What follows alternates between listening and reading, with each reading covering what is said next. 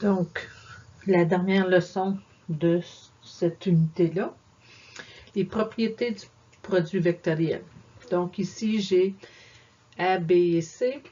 On veut vérifier si le produit vectoriel entre A et la somme de B et C, si on va pouvoir dire que c'est la même chose que le produit vectoriel entre A et B plus le produit vectoriel entre A et C. Donc, si je commence par cette partie-ci, il faut que je fasse B plus C pour commencer. Donc, j'additionne les deux vecteurs. J'ai 1, 3, 9. Le vecteur A, c'est 2, 3, moins 1. Donc, il faut que je fasse le produit vectoriel entre les deux. Ce que je fais, j'écris un en dessous de l'autre.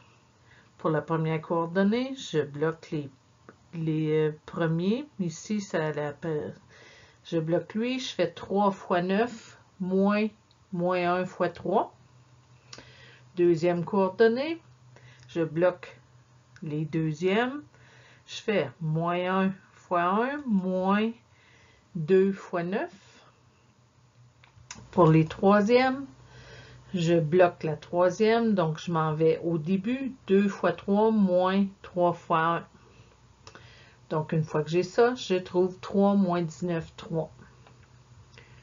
Donc, si je fais le produit vectoriel de A et B, parce qu'ici, ce que je vais faire, c'est comme si je distribue, voir si ça va donner la même réponse. Donc, A et B, puis je vais avoir A et C. Si je fais ça, je les écris un sous l'autre, je bloque, je fais 3 fois 4 moins 1 fois 3. Après ça, moins 1 fois 0, moins 2 fois 4. Puis le dernier, 2 fois 3, moins 3 fois 0. J'obtiens 15 moins 8, 6. Pour A et C, j'ai écrit un en dessous de l'autre. Donc, 3 fois 5, moins 1 fois 0. Après ça, moins 1 fois 1, moins 2 fois 5. Puis le dernier, 2 fois 0, moins 3 fois 1, qui me donne 15 moins 11, moins 3. Si je les additionne, ça me donne 30 moins 19, 3. C'était la même chose que ce que j'avais avant. Ça veut dire que le produit vectoriel avec une somme, c'est que la distributivité, elle fonctionne.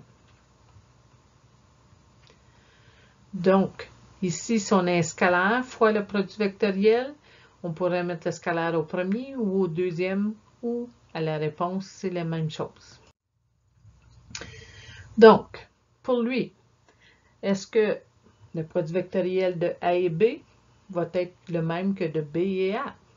Donc, si je fais le premier, ça me donne 15 moins 8, 6. Si je fais le deuxième, j'ai moins 15, 8, moins 6. Donc, ça se ressemble, mais les signes ne sont pas pareils. Si on se rappelle, quand on a vu au début, quand on a appris le produit vectoriel, qu'est-ce que c'était? C'est un vecteur orthogonal. Donc, on peut en avoir un. Si je fais un petit dessin ici, si j'ai mes deux vecteurs,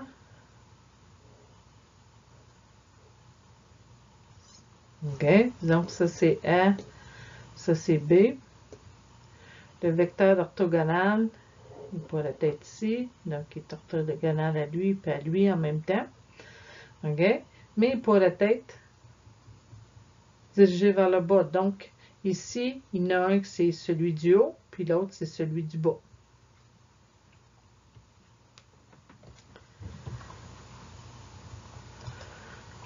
Donc, quand on fait le produit vectoriel, ça va être moins quand on change l'ordre.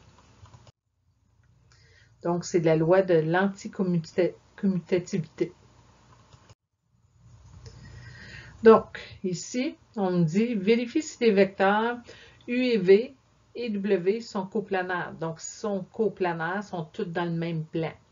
Je pourrais le faire avec une combinaison linéaire, dire que W est égal à U fois, comme T fois U plus S fois V, puis le faire. On peut aussi le faire, maintenant qu'on connaît le produit vectoriel, on peut dire, s'ils sont coplanaires, si je trouve un vecteur orthogonal, disons, à U et V, quelque chose qui va être orthogonal à U et V, Si W est dans le même plan, il faut qu'il soit orthogonal à W aussi. Donc, c'est comme si j'ai la feuille, je trouve un vecteur, disons, qui sort de la feuille. Si les trois vecteurs sont sur la feuille, il faut que le vecteur qui est orthogonal à 2 soit orthogonal à l'autre aussi. Donc, ça veut dire que si je trouve un vecteur orthogonal à U et V, donc produit vectoriel, quand je vais faire le produit scalaire avec l'autre, il faut que ça me donne 0, que je peux le faire comme n'importe quel des trois. S'ils sont pas coplanaires, ça ne me donnera pas 0. Ici, j'ai fait que je trouve un vecteur qui est perpendiculaire à V et W, parce que je fais le produit vectoriel ici. Dans ton ordre d'opération, ton produit vectoriel a priorité sur ton produit scalaire. Donc ici, si je fais le produit vectoriel, je vais obtenir moins 20, 20, puis 20. Maintenant, je fais le produit scalaire avec le U. Tout ça me donne 80. Puisque ça ne me donne pas 0, ça veut dire que les trois ne sont pas coplanaires.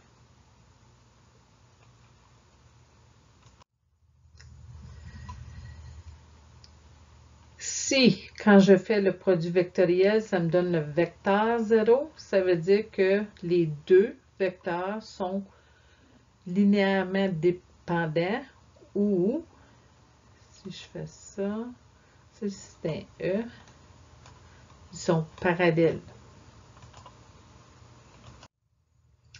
La norme du produit vectoriel. Comment est-ce qu'on pourrait utiliser autre que le produit vectoriel pour trouver un vecteur qui est orthogonal? On a réalisé ici qu'on dit, si on a le vecteur A et B, des vecteurs situés dans un espace tridimensionnel, et que l'angle désigne l'angle compris entre les deux. Ici, il n'est pas apparu encore, il est ici. Donc, puis entre 0 et 180.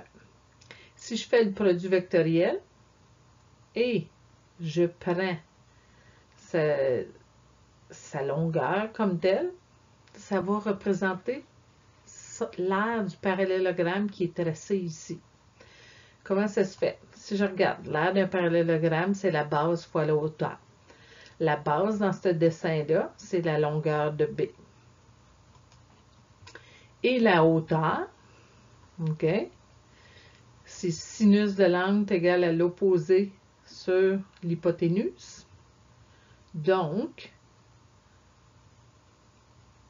je peux dire que H, c'est la longueur de A fois le sinus de l'angle. Si je regarde ceci, ça, c'est la même chose que cette formule-là. Donc, on peut trouver l'aire d'un parallélogramme en utilisant le produit vectoriel. Calcule l'aire du parallélogramme dont les côtés sont A et B, les deux vecteurs A et B. Donc, je vais commencer par faire le produit vectoriel. Ça me donne moins 15, moins 5, 7.